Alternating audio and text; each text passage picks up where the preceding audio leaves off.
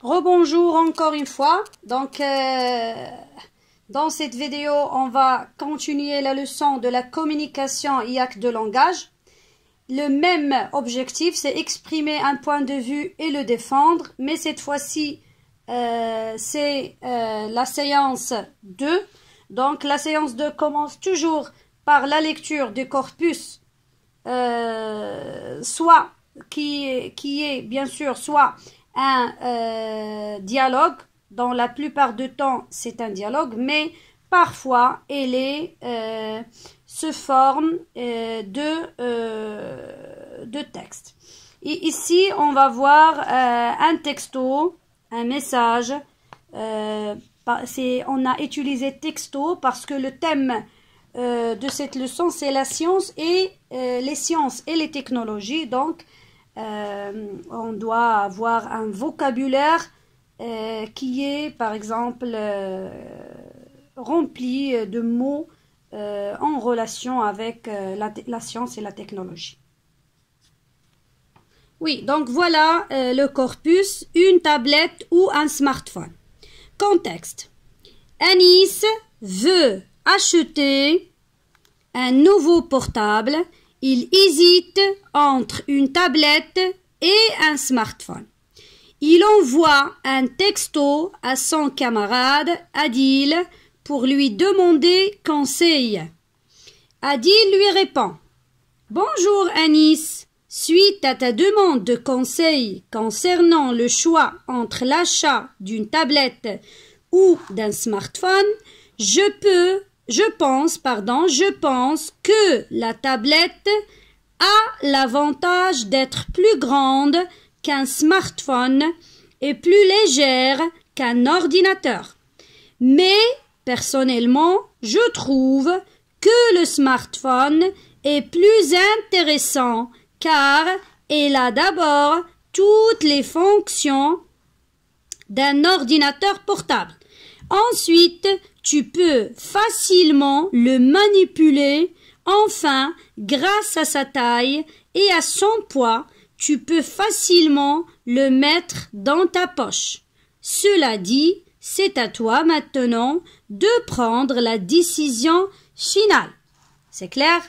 Donc c'est ça le texte. Vous pouvez le lire 2 fois à 3 fois pour que tout le monde comprenne bien le dialogue ou bien le texte. Et après, vous posez des questions de compréhension.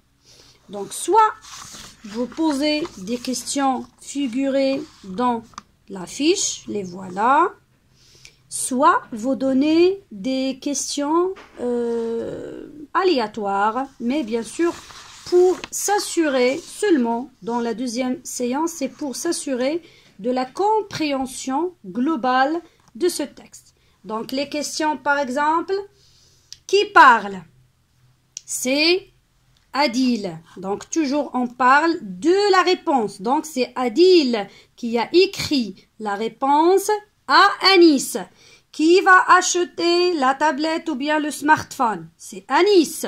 D'accord? Donc, vous devez localiser. Vous devez déterminer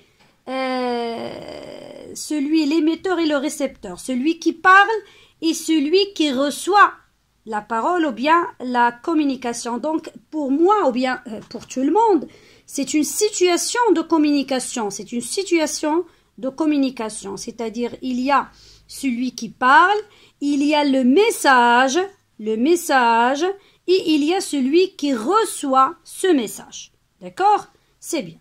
Donc, Adil a envoyé la réponse à Anis par quel moyen? Donc, par quel moyen? Parce que moi, je veux entendre le texto. C'est-à-dire, c'est parce que c'est un mot qui entre dans le vocabulaire relatif au thème. Donc, c'est par le moyen d'un texto. C'est très bien. Qu'est-ce que ça veut dire un texto? Un texto, c'est un message qu'on l'envoie soit par email, soit par téléphone, ainsi de suite. D'accord? C'est bien. Donc, pour Adil, la tablette, elle est caractérisée par quoi? Elle est caractérisée par quoi? Regardez bien. Donc, pour lui, une tablette ou un smartphone, je pense, regardez, je pense, c'est l'expression de donner un point de vue. On va la voir dans la 3e séance. Que la tablette a l'avantage, donc l'avantage, c'est-à-dire quelque chose qui est bien. L'avantage d'être plus grande. Donc, la tablette est plus grande que le smartphone. Donc, ici, on fait la comparaison. Et plus légère. Oui, et plus légère, c'est-à-dire son poids est minimal, c'est-à-dire n'est pas, il n'a pas un poids qui est lourd. Voilà. Qu'un ordinateur. Mais personnellement, je trouve que le smartphone, ici on parle des caractéristiques du smartphone. Donc vous allez par la suite, bien sûr, est-ce que Adil a donné son point de vue exact pour Anis? Non, bien sûr, il lui donne seulement les caractéristiques de chaque produit électronique et par la suite c'est Anis qui va décider lequel il va choisir. D'accord? C'est bien, donc c'est fini pour la 2e séance et on se reverra pour la 3e séance.